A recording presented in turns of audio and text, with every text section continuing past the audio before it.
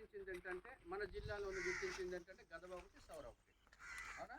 అయితే మన మండలంలో సౌరలు లేరు, గదవాలే ఉన్నారు, గదవాళ్ళే.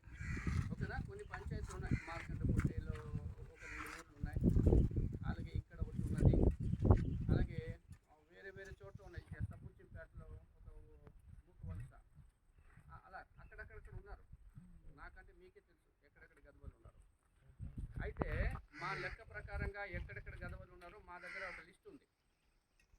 ఆ లిస్టు ప్రకారంగా ఏం చేస్తారంటే, మేము గ్రామ సభలు పెట్టాలి.